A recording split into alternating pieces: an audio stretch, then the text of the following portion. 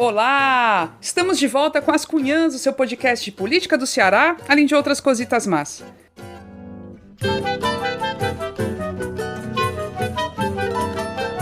Eu sou Camila Fernandes e, como sempre, estou ao lado de outras duas cunhãs jornalistas espetaculares. Como dizer outra palavra? A Inês Aparecida. Oi, Inês. Oi, Camila. Oi, Evelyn. Oi, cunhazetes e curumins. Tá aqui a espetacular. Ave Maria, demais. É mais espetacular do que a Mulher Maravilha, do que qualquer outra super-heroína. É isso mesmo. E claro que estamos com a Evelyn Rebouças. Oi, Evelyn. Oi, meninas. Espetaculares, espetaculosas, tudinho, né? Um beijo para vocês que estão ouvindo a gente. Obrigada. Muito bom estar aqui animando o nosso fim do dia, fim de domingo, né? Encerrando aqui com a gravação para ver se a gente começa a semana bem animado. Isso, é com o pé direito.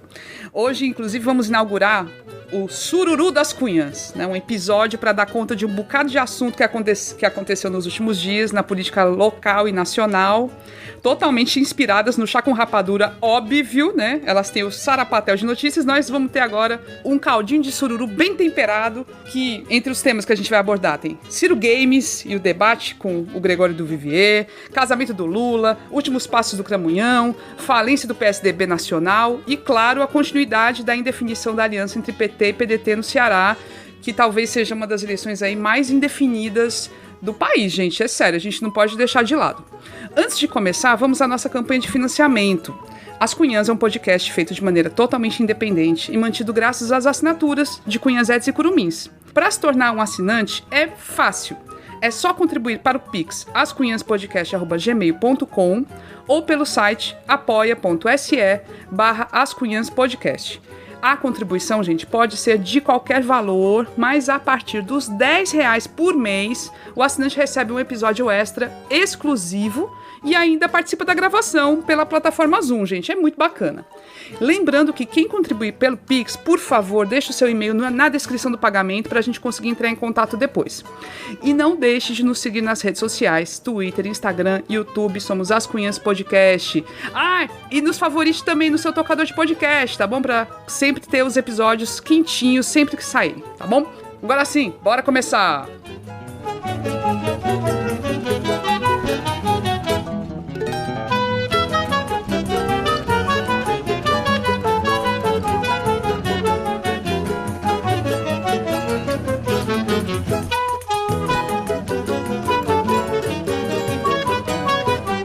Meu povo, nesse sururu quentinho, bem temperado, vamos começar pelo Ciro, né, gente? Porque é o assunto da semana passada, foi o assunto da semana passada, então contextualizando os nossos ouvintes, que todos assistiram tudo que aconteceu, gente, mas todo mundo fica louco, querendo saber mais, querendo, né, comentar.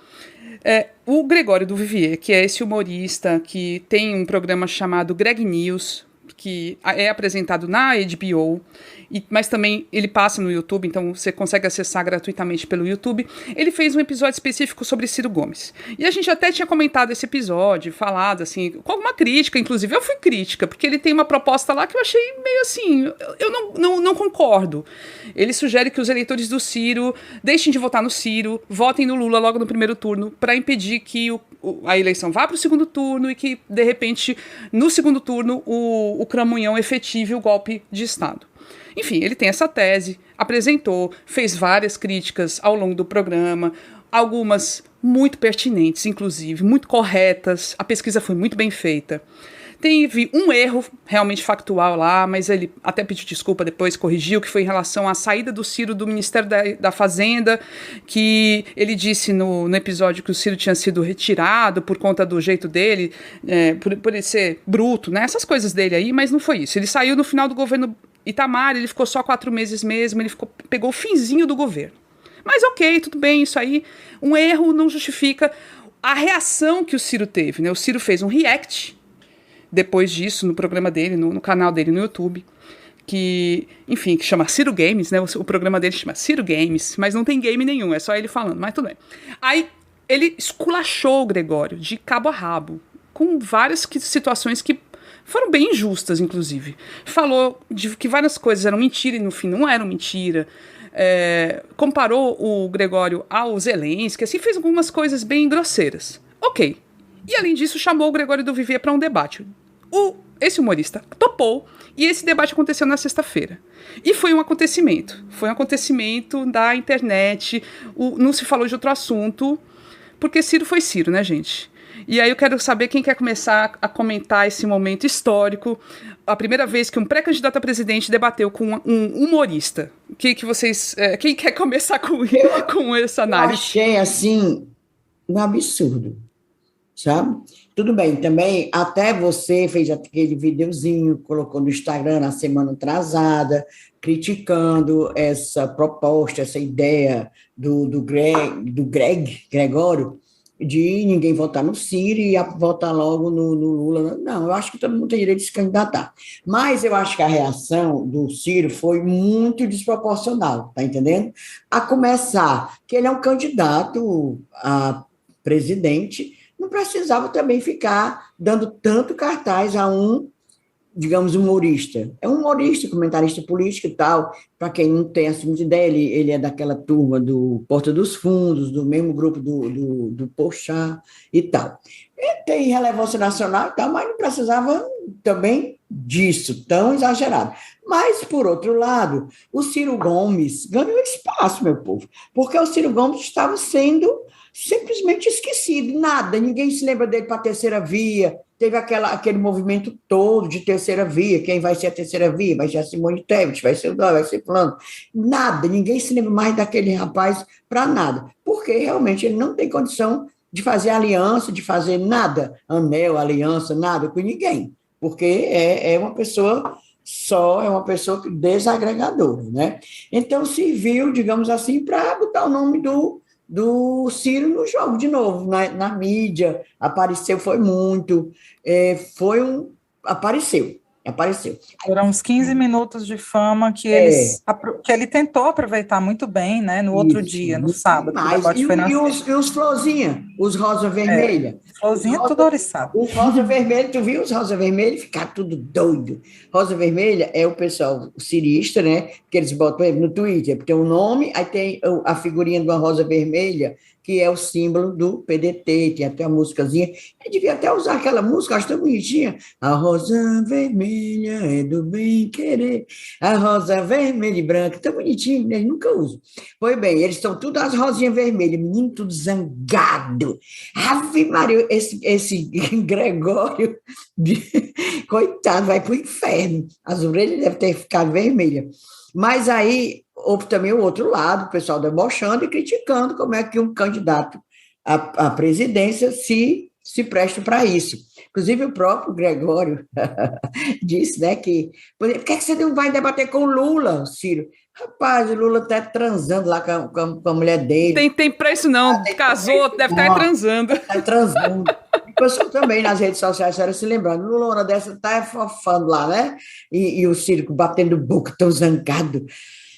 Ô cristão zangado. Pois é, na minha visão é essa, é que se viu para ele por essa parte, porque, inclusive, nós aqui estamos perdendo tempo falando dele, né? Exatamente. A gente não tem como não falar, né? Ele é daqui, a gente acaba falando, não tem jeito, né? Inclusive, muita gente que ficou comentando esse debate, que, enfim, debate sobre o quê, né, exatamente, se referiu ao nosso episódio Desvendando Ciro Gomes, né, Decifrando Ciro Gomes, que fizemos no ano passado, e trouxemos muita informação sobre Ciro, muita coisa que o pessoal falando assim, gente, ele não respeita ninguém, ele não escuta ninguém, é tudo da cabeça dele, porque falando em relação a marqueteiro e tal, assim, então escutem as cunhãs, escutem o episódio das cunhãs, então foi muito legal por isso também, acabaram relacionando e lembrando esse episódio, então fica aqui, né, a propaganda, o merchan. Gente, complementando isso aí que a Inês falou, o que o pessoal da turma boa, né, os eleitores do Ciro colocam, é que ele conseguiu furar a bolha, né, ele teve realmente muita visibilidade com esse debate, conseguiu furar a bolha e tudo mais. Assim, o problema é que a repercussão que houve, que de fato foi muito grande, foi uma repercussão majoritariamente negativa, né? O termo que mais se utilizou para caracterizar aquele debate foi vergonha alheia, porque de fato foi muito constrangedor, virou um bate-boca raivoso, mal educado, né, em vários momentos, assim, baixo nível, inclusive, como nas vezes em que o Ciro ataca a assessoria do Gregório do Vivier, chega a dizer que a assessoria dele é uma assessoria de cocô. Gente, assim, uma coisa tão baixo nível para um pré-candidato à presidência da República, né? Ficou muito clara ali a falta de inteligência emocional do Ciro, que é um cara preparado, é um cara inteligente, que tem projeto, não se pode dizer, né? Isso, realmente não se pode dizer que ele não tem um projeto, uma visão de mundo sobre o país, mas não tem um pingo de inteligência emocional. E esse debate deixou isso muito claro. Tem um cálculo da Sinara Menezes, né, jornalista, ela tweetou e publicou numa matéria, que o Ciro interrompeu o do Vivier 74 vezes nesse debate, e fez 67 ataques contra o Lula, né, uma coisa que o Gregório se queixou demais, assim, que ele não conseguia falar. Você chama uma pessoa para a sua casa para debater com você, e você simplesmente não deixa ela falar, então ficou muito feio.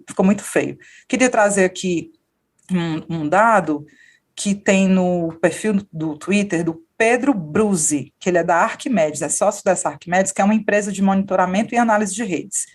E ele é colaborador da revista Piauí também. Ele mostrou o seguinte, ó, a repercussão do debate somava, no sábado, 170 mil posts no Twitter, com um resultado nada bom para o Ciro, certo? Porque, segundo o Pedro Bruzzi, 68% dos comentários eram de apoiadores do Lula, né, lamentando o comportamento do Ciro, as falas dele no debate, então foi uma repercussão negativa, e isso dá para ver muito, assim, você bota debate, Ciro, no Twitter, você vê muita gente criticando, era tudo os apoiadores do Lula. Depois, os apoiadores do Ciro, com 15% dos perfis comentando, tentando defender, né, falando lá mal do Gregório e tudo, e do Lula, e entre bolsonaristas, eram 17% dos perfis que estavam tweetando, ou seja, tinha mais bolsonarista tweetando do que cirista. E, obviamente, os caras pegando carona para meter o pau no Lula e meter o pau também no Ciro, enfim. Exatamente. Essa estratégia, porque isso é uma questão muito assim, essa coisa de furar bolhas. Tu também ia comentar isso, que eles falam, pelo menos o Ciro conseguiu, ele tá tanto na bolha bolsonarista como na bolha esquerdista. Beleza. Só que é aquilo, em vez de ele estar sendo bem visto, de algum modo que seja, ao ser compartilhado pela Bia Kicis, por exemplo, ele está sendo ridicularizado também, ele não percebe isso. O Orlando Calheiros, que no Twitter, ele falou também, aquela metáfora do o rei está nu. O rei sai, aquela historinha, né, que ele estava sendo super paparicado e tal, e ele saiu sem roupa, né, e tipo, ele não percebeu, e ficaram dizendo, não, você tá com a roupa belíssima, que maravilha, que roupa linda que você tá, né, e no fim ele estava sendo ridicularizado por todo mundo, porque ele estava nu. O Ciro está nu, está sendo ridicularizado, foi extremamente constrangedor, de forma alguma ele vai conseguir capitalizar isso como votos para ele. Foi terrível, ele devia parar de retweetar isso, mas ele continua alimentando isso nas redes. Gente, é uma coisa constrangedora. Constrangedora, a palavra é essa. A melhor definição que eu vi do Ciro no Twitter, o Ciro foi totalmente passivo-agressivo. É verdade. Na verdade, foi mais agressivo do que... Muito. Porque, né, no final, eles tentaram ali ensaiar uma diplomacia, o Ciro e o do Vivier, mas, gente, ficou feio demais. Foi um bate-boca feio demais. Para mim não foi debate, foi duelo. Era um duelo, não era? E agora tem uma defesa dos Florzinha lá, dos Rosa Vermelha. A gente viu qual é o candidato que tem dignidade. Menos dignidade, né? Tudo. Gente, um dos momentos que eu achei mais interessantes, assim, do debate foi quando, e aí eu acho que ele foi pego em contradição mesmo, eu acho que ele levou aquela lapada, assim, do terapeuta, que a pessoa para e reflete, sabe? Foi quando o Gregório falou, Ciro, é o seguinte, seu problema não é com corrupção, você quis o Lula em 2018 para ser seu vice, né? Você o queria do seu lado. Em 2022 a mesma coisa, você, enfim, queria que ele lhe apoiasse, porque você seria o candidato mais apto a enfrentar o bolsonarismo e tudo mais. Então, seu problema não é com corrupção, é com protagonismo. E ele se calou assim, parou para pensar, e eu achei que foi uma fala que precisava ser dita assim para o Ciro, sabe? De fato, gente, o que ele queria em 2018 era o apoio do PT, né? Ele queria, o PT tem que me apoiar, porque eu sou o cara que tem condição de enfrentar o Bolsonaro no segundo turno. Então, assim, essa foi uma das partes que eu achei mais interessantes, e, obviamente, assim, teve em alguns momentos que o Ciro conseguiu se colocar suas ideias, mas, infelizmente, majoritariamente o debate foi esse duelo aí que a Inês está falando, duelo feio, constrangedor. Agora, voltando aqui, falando de Ciro, lógico, porque ele interfere nessa relação PT-PDT local para definição de quem vai ser o candidato a governador do Ceará, que ainda não foi feita, nem tem perspectiva de quando vai se resolver isso, tá? Essa indefinição alimentada por esse ódio do Ciro ao PT, o PT tá jogando também, tem seus interesses e tá botando boneco, né? Mas, ao mesmo tempo, tem gente trabalhando para manter a aliança, né, Inês? Tem, eu fui ouvir um petista, que eu acho até assim, bom de conversar, não é muito. É legal, não é radical, que é o deputado estadual Acrísio Sena. Aí até eu falei, ó, Cris, que é isso, rapaz? Já estamos praticamente em junho e não decide o candidato dessa aliança, né? Aí ele disse que essa decisão da ala governista está dentro do prazo, que ainda está dentro do prazo, que a definição pode ocorrer até final de julho, início de agosto. Isso é uma visagem. Eu acho que está me dando... É uma loucura isso aí. Não, gente, eu acho que eles vão ter que adiantar, não tem como não. Aí, olha ele, em junho, os partidos estarão realizando suas convenções e decidindo suas posições oficiais, agora em junho. Essas discussões são absolutamente normais dentro do contexto da democracia. Até lá, o mais importante é que o debate ocorra de forma republicana, ouvindo as bases, os partidos, para que se tome a melhor decisão. Os parâmetros foram dados pelo senador Cid Gomes. O nome tem de ter um bom posicionamento nas pesquisas e, ao mesmo tempo, boa aceitação junto aos partidos que compõem a aliança, ou seja, PT e PDT.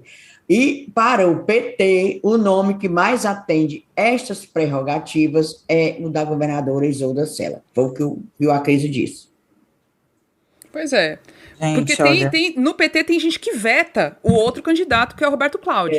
A Isolda não é vetada por ninguém. Não. Por outro lado, entre o pessoal do PDT, tem essa turma do Ciro Gomes, Cid mesmo, tem uma preferência clara pelo Roberto Cláudio. Então, essa conta é que tem que fechar, né, Ebele?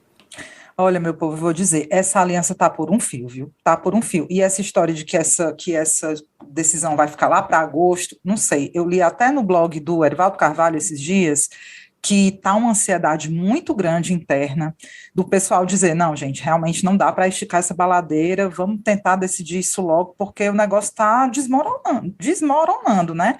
E uma coisa interessante é que essa pressão, né, essa crítica ao Roberto Cláudio, essa preferência pela Isolda, que era muito localizada no grupo da Loura, da Luiziane, ela está se alastrando pelo PT inteiro. Olha aí, a Cris falou, e na semana passada, não sei se vocês viram, Curumins e Cunhazetes, quem subiu o tom, assim, acho até que errou um pouco a mão, passou um pouquinho do tom, foi o Guimarães, deputado federal, que é uma das principais lideranças do PT aqui. Ele disse que se não for Isolda, não tem aliança. Eu achei que... Falou, menino exaltado, né, dizendo que o PT não vai pedir pinico, enfim, que não tem alternativa. Então, assim, eles estão pressionando, o negócio está ficando feio, e eu estou vendo a hora o PDT uma hora dizer, meu povo, faça o seguinte, vamos se lascar vocês, nós vamos ficar aqui com o Roberto Cláudio mesmo, porque assim, o negócio está ficando feio. E quando um Guimarães desse da vida encosta o PDT na parede dessa forma, e não tem como haver uma boa reação no PDT, não. Eu achei muito perigoso, e é isso, né? Mas é porque os ataques do outro lado também estão pesados, né, Ebele? Assim, o próprio Ciro, daquela vez que ele falou da ala corrupta do PT cearense, né, ele deu uma entrevista e falou disso, e disse claramente, colocou que com essa não vai fazer concessões para esse pessoal.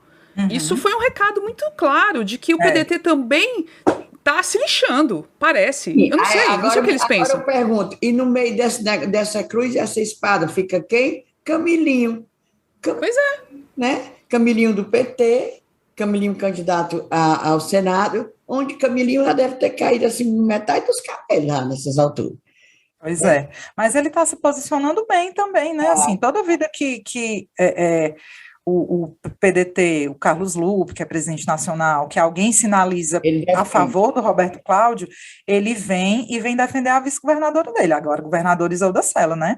Então ele está bem, tá atuando aí, não só nos bastidores, como publicamente também, defendendo a mulher e defendendo o que o partido dele está colocando, né? Que gente, é a preferência pela Isolda.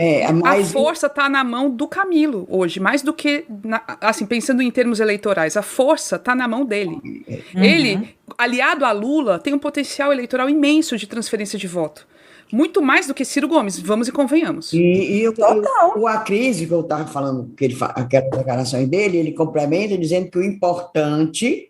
Ele dizendo, né, que o nome mais que atende as prerrogativas é da Isolda, mas que o mais importante é a manutenção da aliança dos partidos, do campo democrático progressista, que vem dando resultados administrativos excelentes para o Ceará, e o objetivo maior é se opor ao bolsonarismo, né? É isso aí, ele defende continuar a aliança, a Cris Sena, e não é só a voz dele, que ele fala também por nome de um grupo, né? É manter a aliança. Eu acho que o Lula vai ter que ser chamado a colaborar aí com essa definição, porque o negócio está muito feio. Aí, gente, deixa eu só colocar aqui, me chamou a atenção. Menino, não gosto dessa expressão, por que eu falei? Me chamou a atenção. Chama a atenção. É porque vive mangando do povo que... eu mango tanto. Chama a atenção. Que abuso que eu tenho dessa expressão, mas é o seguinte... Destacou-se, pronto, usando aí outro termo. Meu povo, a Isolda, eu vou dizer a vocês, viu? Ela está me surpreendendo.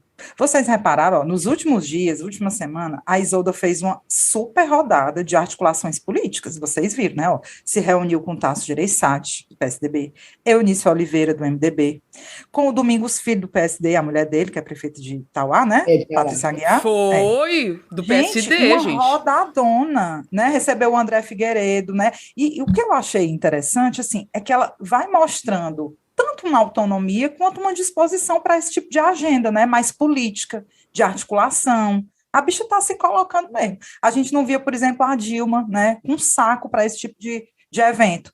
Aí também, essa semana passada, foi para São Luís do Curu, Limoeiro do Norte, Juazeiro, Barbalha, Aracati, isso tudo publicado em rede social, e assim, com os prefeitos, foto com os prefeitos, e a gente sabe que o pessoal gosta, né, se sente afagado, né, se sente... acolhido pela governadora. Então, eu queria trazer isso aqui, porque eu acho que a Isolda está se saindo bem nessa história, né? Faz sentido quererem que ela se candidate à reeleição. Ela está trabalhando para isso, está se articulando, né? Teve também uma tentativa de sinalização de paz dentro do PDT, na quinta passada, não sei se vocês viram, saiu uma foto da Isolda com os demais pré-candidatos, né? Roberto Cláudio, o menino, Mauro Filho, Evandro Leitão.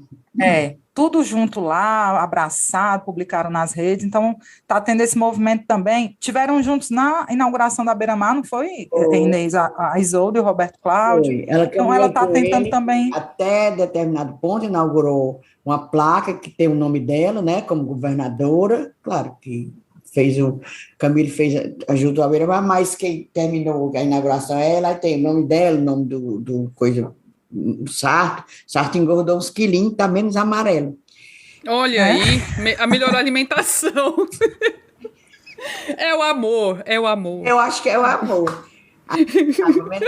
Cara de quem come terra. Pois sim, aí andou até lá, esse canto, os dois caminhando e tudo, aí depois ela foi embora, né, depois dessa parte, como quem diz assim, agora deixa tu vai contar aí quem é prefeito, que foi prefeito e o prefeito. Aí fica andando o Roberto Cláudio com o Sarto e vários vereadores, aquela turma da entourage, né, dos políticos. E o Roberto Cláudio não chegava para quem queria, menina, era o povo tudo abraçando, e ele assim um pouco mais baixo, ele é baixinho, né, no meio ali do povo suado, que eu vi a hora, acho que com 2 quilos só de suor.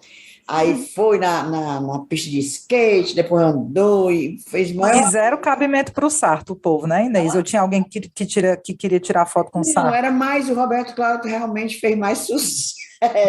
Chamou até a tal, ele quer dar as cunhãs. A senhora foi, deu um jeito lá. Ele é querido, né? Ele saiu bem avaliado, tem carisma, tem uma boa comunicação. Realmente ninguém, né? Ele é simpático, aquela cara dele rindo. E é uma simpatia bem natural, né? Aquela simpatia, assim se fazendo, não. Ele é simpático, dado e tal. Foi, maior sucesso. Mas a companheira Isolda também, caminhou, foi muito a bichinha. Não, assim, sem dúvida nenhuma, a disputa está entre esses dois, né? Ainda se mantém os outros que para formar esse quarteto aí de pré-candidatos, mas é só para constar mesmo, né? Não tem condição. Vai ser um dos dois, né? Vai ser Isolda ou Roberto Cláudio. E aí as torcidas estão bem divididas e acho que se a turma, né, principalmente a turma do Camilo, vai tá trabalhando muito para manter a aliança. Eles querem manter, tem esse interesse. Pois tem que manter. Pois é, porque arrisca muito, né? Hoje, o favorito, vamos e convenhamos, ainda é Capitão Wagner, que é o opositor, que é alinhado do Cramunhão. Isso é inevitável, ele é o mais conhecido, ele já participou de outras campanhas, é alguém que está aí na mídia com mais força, e está definido, está fazendo pré-campanha há muito tempo. Então, não sei. Pois é, esse é o problema, né, de demorarem a resolver. Essa campanha não é igual às outras, não é. Principalmente por causa desse racha que está se agravando entre os partidos da aliança, o PT e o PDT. Então, não está normal. É diferente das outras. Então, quanto antes eles conseguirem chegar num consenso e definirem logo, a galera, vai ser isso aqui e vamos nessa, começar a construir essa candidatura, porque, dependendo de quem for, né, se for Isolda, talvez haja um trabalho maior de melhorar o conhecimento sobre ela e tudo, e do Roberto Cláudio de ampliar o apoio dele no interior. Então, assim, tem muito trabalho a fazer. E está demorando para decidir. Está demorando. Tá. E aí, isso acaba arrastando todas as outras definições, né? Como o próprio vice na chapa, né? Que está indefinido. Senado não, que está o Camilo, mas o vice está indefinido ainda. Então, isso tudo vai arrastando aí você toda... Quem está se botando, né? Quem é que está se botando? Quem? Domingos Filho? O menino mago, o menino que era gordo, o Domingos Neto. Domingos Neto.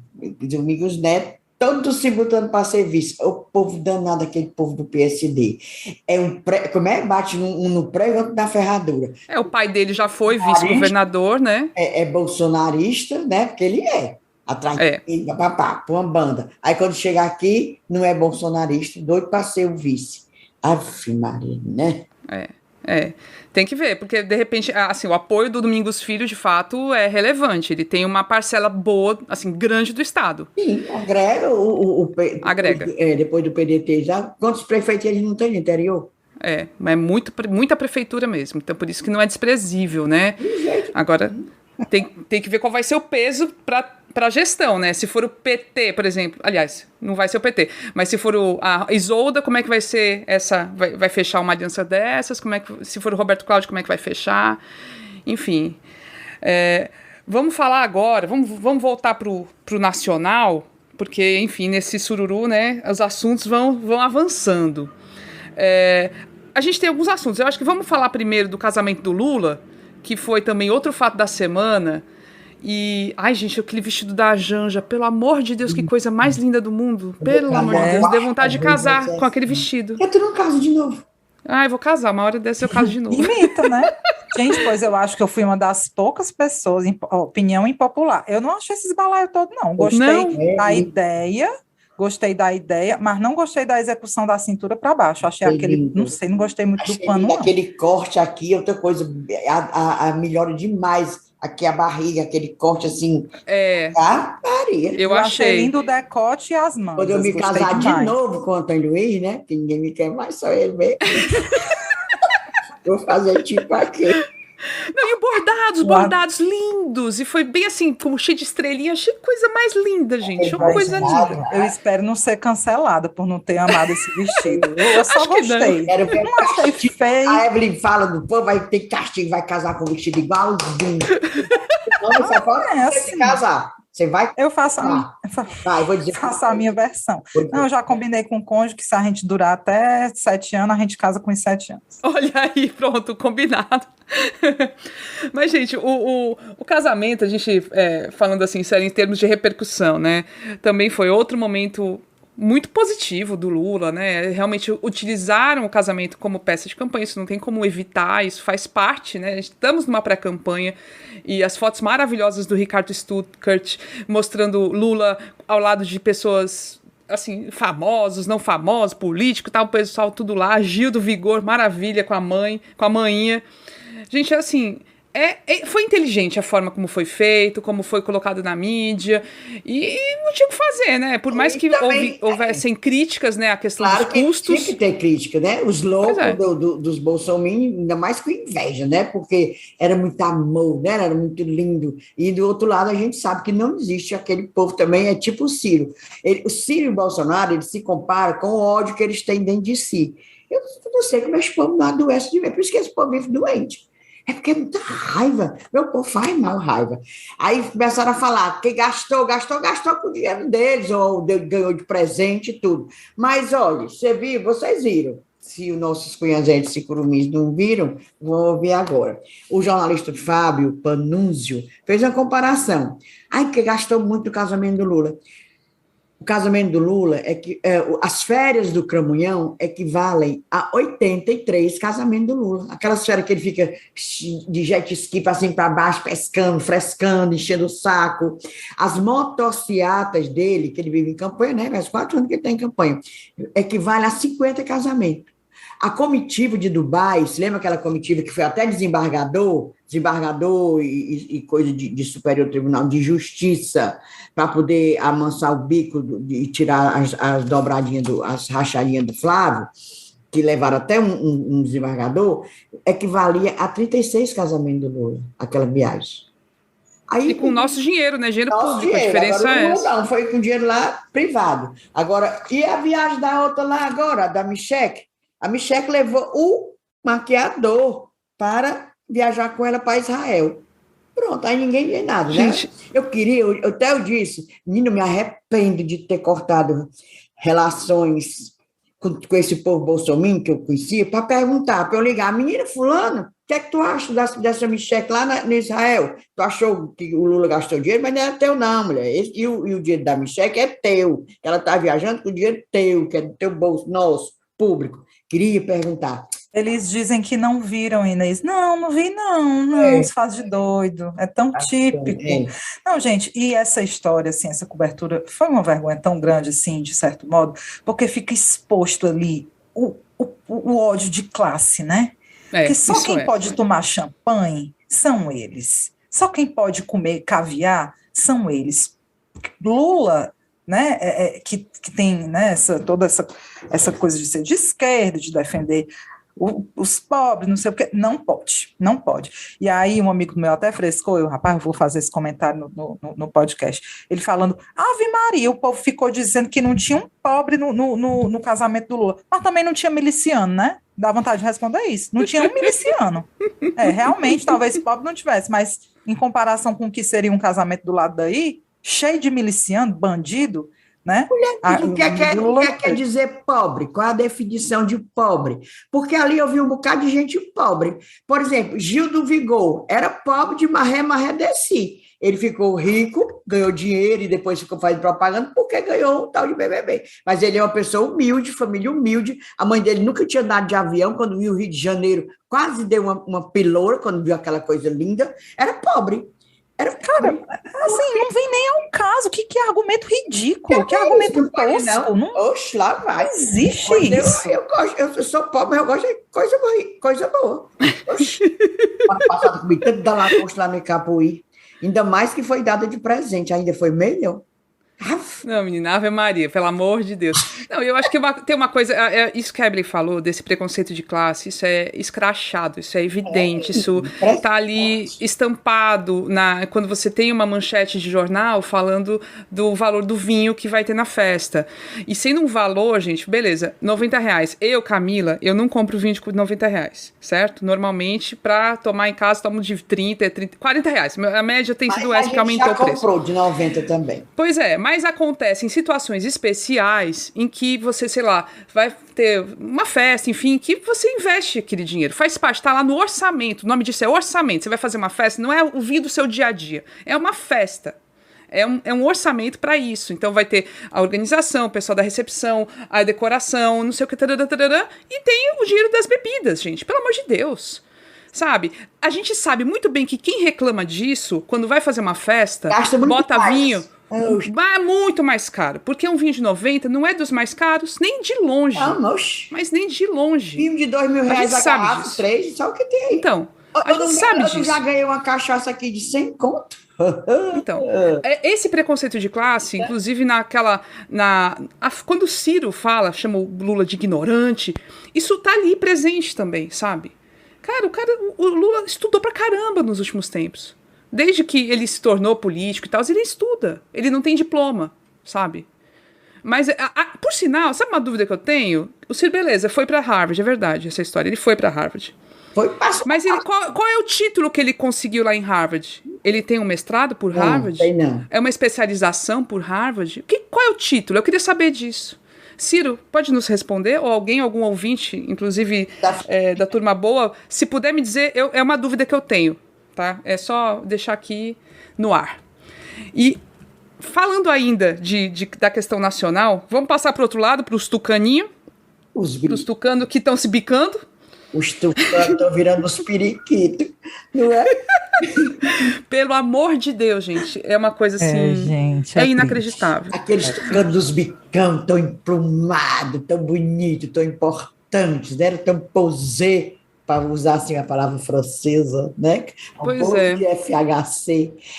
Tudo posé, olha aí, brincando, parece assim uns papagaios na areia quente, brigando, e aquele Dória, mas aquele outro Bruno, presidente do partido, aí se mete, quando lá vem, sai das catatumbas, Aécio Neves, minha Nossa Senhora. Pois vou resumir aqui para quem não está acompanhando tão de perto, que acho que todo mundo está acompanhando, mas basicamente o PSDB tinha escolhido tinha feito uma prévia e tinha escolhido Dória como candidato a presidente. Só que dentro do partido, a oposição a ele é muito intensa também. E basicamente começaram a tentar boicotar mesmo, né? Fazer com que puxar o tapete dele, né? De todas as formas. E aí foram para essa história aí de negociar a terceira via, não sei o que, candidatura única, e decidiram o PSDB, né? Essa parcela com o presidente do partido e o MDB, que eles vão se juntar e vão ter a candidatura única da Simone Tebet, que tá muito atrás nas pesquisas, inclusive até do que o Dória. Enfim, os dois estão bem atrás, mas em termos, sei lá, eleitorais, não sei nem o que dizer da Simone Tebet. Pesquisa, tem até o nome, desculpa eu não estar aqui, dar o nome bem certinho, que o Dória não tinha probabilidade de crescimento mais nenhum, e a Simone Tebet tem. Aí o problema foi esse, o problema não, a solução deles, né? Não, Dória, tu não vai crescer mais de jeito nenhum, ninguém mais vota em ti, criatura. E essa menina aqui pode crescer. Foi isso o problema, embora ela tenha 2%, digamos assim, ele 3%, mas não vale isso. O que vale é a probabilidade de crescimento da Simone Tebet, que não é tão rejeitada como aquele homem botocado. Eu sei que, assim, na prática, desde 89, todas as eleições tiveram alguém do PSDB como candidato. E talvez seja a primeira eleição, depois de todos esses anos, sem ninguém do PMDB. Do PSDB, desculpa, do PSDB. Isso é um fato, assim, eles conseguiram acabar com o partido, diz Zébri. Camila, não é nem em relação ao PSDB o que eu vou dizer, em relação ao Dória. Sabe o que é que eu acho? Eu acho pouco. Eu acho pouco. Toda humilhação que essa criatura... Porque é o seguinte, o Dória teve aquele momento, né, muito sóbrio durante a pandemia, lutou pela vacina, de fato, a atuação dele, ela tem que ser lembrada, né, ele fez uma frente muito forte, muito direta com o Cramunhão em relação a esse lance da vacinação, mas a gente não pode esquecer jamais do Bolsodória. É verdade. Né? Do discurso de ódio que ele alimentou contra a esquerda, contra o PT, um discurso super virulento, um discurso de hostilidade, de ódio mesmo, com que ele se elegeu, né? E aí o cara vence as prévias no partido, tem o nome limado pela sigla, né? Vai acabar assim, voltando ao ostracismo, né, do qual ele jamais deveria ter saído. porque, enfim, é isso, assim, eu acho pouco. E além daquele discurso virulento contra a esquerda, as atitudes dele como prefeito de São Paulo, se lembra? Era para dar tipo uma ração para os pobres, né? Ele várias tem coisas. uns comportamentos, umas medidas, e aquela que a gente já falou aqui, em um dos episódios, naquele tempo que ele foi da Embratur, a década de 1990, que ele queria fazer da seca um ponto turístico. Você lembra? Para a negada vir aqui do Sudeste, do Sul, para olhar o povo comer calango, coisa assim. Se lembra não dessa história? A gente falou aqui já no episódio. Ele é um doido. Um fascista. E assim, é culpa dele o que está acontecendo no PSDB, porque ele chegou no partido, traiu o Alckmin, né? Quem o apadrinhou foi o Alckmin, depois ele traiu o Alckmin. Assim, é uma figura que não tem respeito por ninguém, que pelo visto tem uma relação partidária péssima e que não é assim que as coisas se constroem. Realmente não é assim. Só que ele vai agora para a justiça, vai tentar judicializar. Assim, adianta o quê? Ele pode até garantir na justiça o direito de ser candidato. Mas quem é que vai defender o palanque dele, onde quer que seja? Aqui a gente lembra, em 2002, por exemplo, quando o Serra foi candidato e tinha o apoio do partido, não era assim. Só que tinha, por exemplo, uma divergência local. O Tasso não queria apoiar o Serra. E aí não apoiou, e o Serra teve uma votação ridícula aqui no Ceará. Não tinha um adesivo do Serra espalhado por aí. Então, assim, imagina o Dória sem ter campanha nenhuma, em canto nenhum, porque ninguém vai apoiar. E lembrando que o PSDB vai apoiar, né, já diz que vai apoiar o PDT, não é isso? O candidato do PDT. Exatamente. Aqui no Ceará vai estar esse diálogo aberto, né? Deixa eu dar um aviso aqui para os nossos ouvintes. Eu pelejei, viu, ouvintes, para ouvir uma fonte do PSDB local. No caso, eu queria ouvir o Chiquinho Feitosa, suplente de senador e presidente do partido. Queria ouvi-lo, mas foi assim uma peleja de uns 4, 5 dias, mas não consegui de jeito nenhum, porque ele deve estar mais ocupado do que não sei o quê, e não consegui nada. Eu queria saber qual é a visão deles, vendo essa, assim, partido se desmilinguindo, né, essa briga nacional lá do Dória com o resto do partido e tal. Agora, deixa eu me penitenciar logo, porque eu falei assim, esse Dória é um doido, ninguém pode dizer doido mais não, doido é politicamente incorreto. Não, ele é uma pessoa de má índole, ele é ruim. Pronto, é melhor mesmo, é mais preciso, né? Ele tem má índole mesmo. Ele tem as coisas que ele faz, que ele é má índole. E não tem, assim, a compreensão da política dele é muito enviesada, é muito autoritária também. Ele tem um autoritarismo dentro dele, que não é legal. Não é legal. E é isso, assim, o PSDB cavou, que encontrou o buraco agora. Agora, para sair, já estão falando, até eu vi no Papo de Política que estão falando de uma fusão do PSDB com o MDB, ou seja, o PSDB voltar para o ninho, né, porque foi justamente, ele surgiu a partir de uma cisão, uma divisão dentro do PMDB na época, logo depois da Constituição, né, nessa época, em 88, aí surgiu o PSDB, primeiro candidato a presidente foi o Mário Covas, pelo partido em 89, e aí vai voltar pro bracinho. Imagina, o mesmo partido, Inês. Eunice Oliveira, Tasso Gereissati. O que você acha? Não, falar Eunice Oliveira e voltando ao casamento do Lula, ele ficou tão chateado porque não foi convidado. Eu também fiquei, eu queria. Gente, esse povo Ô, Lula, né? Ô, Lula, por que tu não chamou Eunice, macho? Foi. Não, os nossos cearenses estavam meio sem... Eu pensei até que o Camilo ia, mas depois me lembrei, será que o Camilo foi convidado e não foi porque foi no auge da Covid dele? Talvez, né? O bicho. Mas não convidaram ninguém daqui, de Pernambuco convidaram, viu? Convidaram o cara do PSB de lá e convidaram a artista, né? O menino Gil do Vigor é pernambucano, aquela Duda Beat, pernambucana. Daqui não foi ninguém. Conterrâneo, Pernambucano lá, conterrâneo do Lula. Tá bom, tudo bem. Em outro momento, quem sabe na boda de um ano de casamento. Ai, meu Deus do céu. Então, galera, após gravarmos o episódio, aconteceram algumas coisas e por isso a gente decidiu atualizar. A primeira foi a desistência do Dória. Dória não é mais pré-candidato a presidente pelo PSDB, desistiu. Viu que não ia ter chance, né, de ser candidato, de ter apoio do partido. Agora estão falando que pode ter um vice do PSDB. E entre os nomes cotados, olhe, temos um cearense. Tasso Gereissati está entre os nomes. Vamos ver, né? Vamos acompanhar. E a outra novidade foi o lançamento de uma animação pela equipe de Ciro Gomes. Uma animação em que Ciro aparece como Homem-Aranha, o Ciranha. Gente, pelo amor de Deus, isso eu não vou comentar, não. Eu só deixei aqui registrado para quem não viu. Vá procurar essa marmota para ver, pelo amor de Deus. E aí vocês comentem nas nossas redes sociais, viu? Cheiro. Bom, vamos agora para o momento do desabafo, o momento do recadinho, que é o momento Discunhã.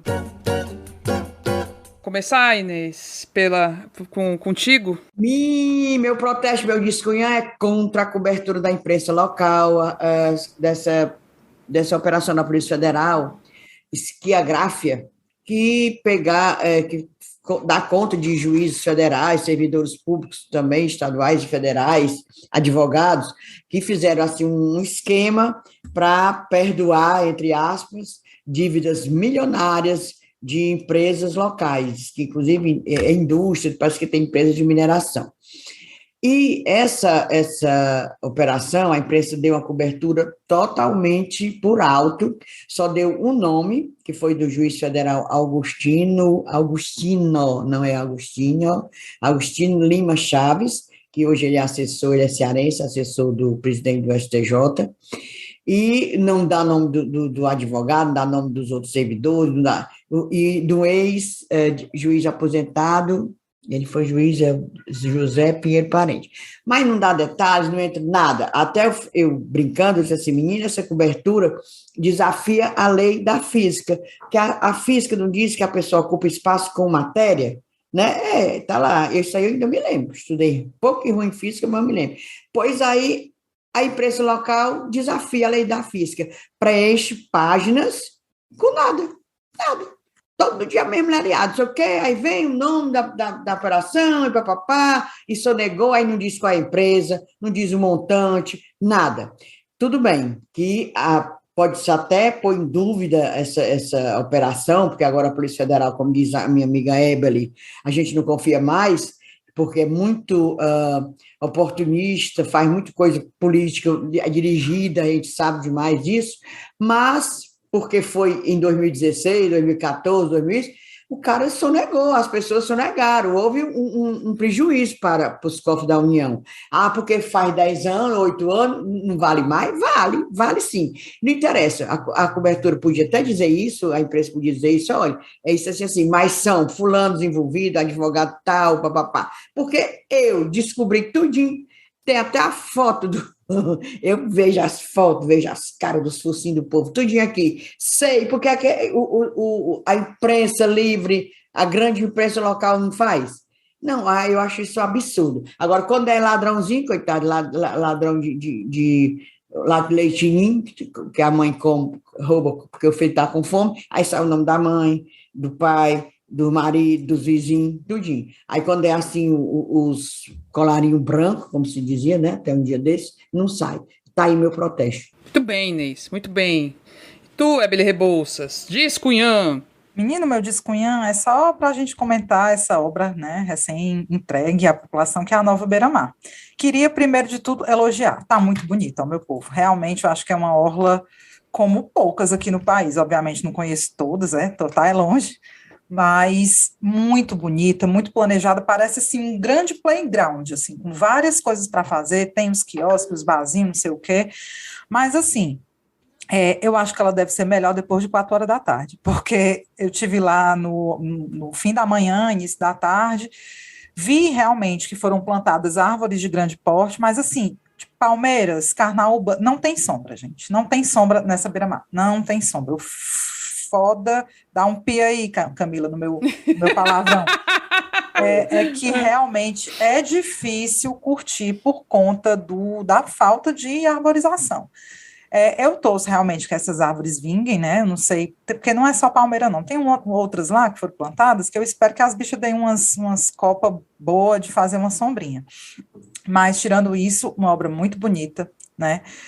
Tem uma parte lá, circular, que é ali em frente ao Náutico, que parece muito o Marco Zero de Recife, e aí fica a dica para ter shows ali, para ter projeto musical sempre, porque está muito bacana.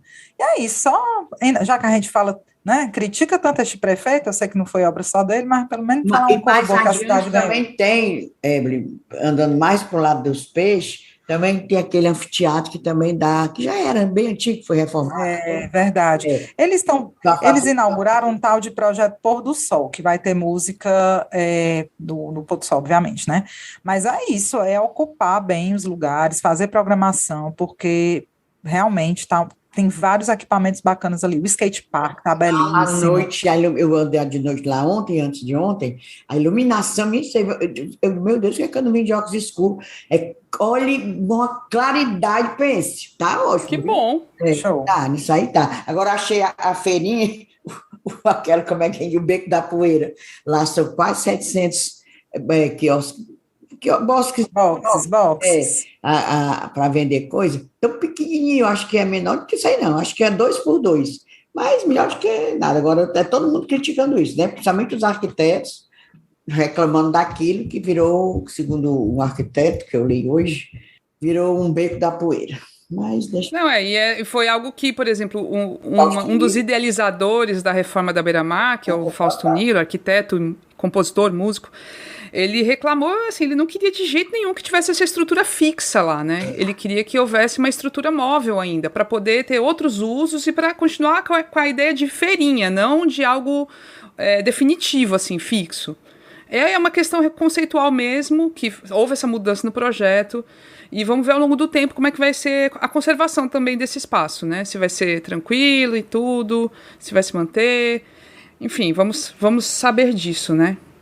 Agora eu vou falar o meu. O meu Discunhã é um chamado para participação de um protesto, uma manifestação que vai acontecer nesta quarta-feira, dia 25, vai iniciar em frente à Rádio Universitária FM, que é lá no campus do Benfica, da Universidade Federal do Ceará, na Avenida da Universidade, em defesa da rádio. É uma manifestação em defesa da rádio, promovida por várias instituições, pessoas, enfim, gente que tem preocupação com o que está acontecendo na rádio. De forma bem resumida, o então diretor da rádio, professor Nonato Lima, meu colega de curso, foi censurado.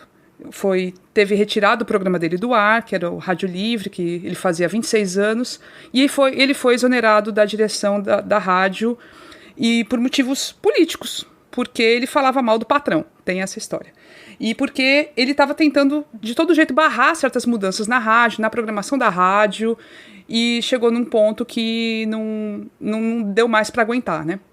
Enfim, a gente vai fazer a manifestação, tem início programado para as 15 horas, em frente à rádio, vai ser uma concentração, depois vai ter um cortejo, e até o Centro de Humanidades 1, que é a área onde tem os cursos de letras, as casas de cultura, vai ter ali no Bosque, vai ter um show, inclusive com vários artistas. Então esse show deve começar por volta de 5 da tarde, então quem puder passar lá e para se juntar mesmo a essa manifestação vai ser muito bacana, viu? Fica o convite e vamos ficar alertas com o que está acontecendo com a Rádio Universitária, com essa gestão que é bolsonarista e negacionista, enfim, com vários problemas, tá bom? Então fica o convite para quem puder participar, tá? E aí, vamos ter cheiros? Eu tenho cheiro hoje. Opa, vamos, Inês, bora. Né?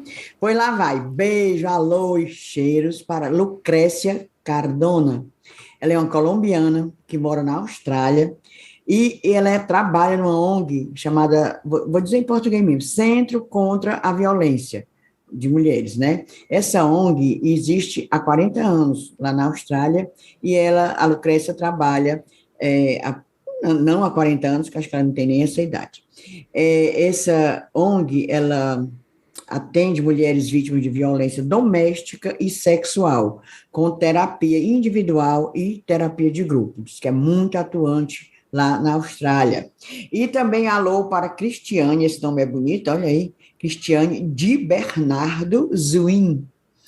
Ela é psicóloga, trabalha no Tribunal de Justiça do Distrito Federal, parte das varas de família, mas ela, como psicóloga, atende as vítimas de violência também, de mulheres. Ela disse que aumentou muito na pandemia. Por quê? Problema grave. Porque ela disse que a pandemia, as escolas não funcionavam. Olha aí a ligação. Aí, as escolas públicas, as crianças, os adolescentes, encontram um espaço para denunciar a violência que as mães sofrem, certo? Como, eu fico toda arrepiada, como as escolas estavam fechadas, as crianças não tinham como denunciar a menina, e houve aumento de violência por conta disso. A gente não pensa, né, nessas coisas, é uma coisa assim, né, uns elos que a gente nem imagina. Pois é, então meu alô vai para a Cristiane de Bernardo Zunim e para a Lucrécia Cardona. Por que é que eu conheci tais criaturas? Por conta de uma cunhazete nossa, fã, auxiliadora parente, que é cunhazete, assinante. Ela é maravilhosa. Ela é maravilhosa, apoiadora, incentivadora, adoro. Pois é, eu conheci por conta de auxiliadora, que também aqui vai beijo para ela. Eu tenho uns beijos também, eu vou deixar aqui para um povo que faz tempo que eu não dou beijo, então é só para matar saudade mesmo. O Elvio Franklin, viu? Beijo! Faz tempo que a gente não te manda beijo. Nayara Felizardo e para Beatriz Jucá, que fez aniversário esses dias, então um beijo para vocês, viu? Ó, só para isso, só para vocês ficarem com um beijinho e não se sentirem sós. E tu, Rebouças, tem? É só um beijinho, um agradecimento para a Janaína, né? Obviamente, eu, sequelada da cabeça, não lembro o sobrenome dela, acho que nem cheguei a perguntar, mas, assim, foi uma pessoa que eu conheci, mais uma dessas que me vem falando com alguém, aí, Ebele, eu sim, das Cunhãs, eu sim, aí super elogiou, mandou beijo para vocês todas, assim, foi muito carinhosa, incentivando a gente a continuar com o podcast. Então, Janaína, se você estiver ouvindo, muito obrigada. A gente fica... Eu também, Rafaele se encontrou comigo no dia da inauguração da Beira-Mar, me deu um abraço danado. Ai, olha que cunhã. Aí tirou foto comigo e com a filhinha dela, assim, eu calculo que deve ter 8 para 9 anos. Um Rafaele maravilhoso, uma simpatia, uma morena lindíssima. Pois então, um beijo para ti, Rafaele. Oh, coisa boa, né? É bom demais, né? A gente ter esses encontros por aí. É bom demais, Ave Maria. Tem que falar, não. Gente, chegamos ao final desta edição do Sururu das Cunhãs. Ô, mulher, me deu água na boca. Adoro sururu, eu adoro. E eu. Ave Maria, é bom demais. Lá em Maceió, ai meu Deus. Pois é. E aí vou deixar os recadinhos finais, né, que você pode se tornar um assinante das Cunhãs e para isso é tão facinho, basta contribuir com qualquer valor para o Pix ascunhaspodcast@gmail.com ou pelo site apoia.se/ascunhaspodcast. Na produção do episódio, Inês Aparecida, Ebele Rebouças e Camila Fernandes. No apoio do marketing nas redes sociais, a empresa Ponto Indie. E a trilha sonora é feita com a música Barroada Gagá, da banda Breculê. Boa semana, meu povo. Se cuidem. Beijo, meu povo. Beijos. Tchau.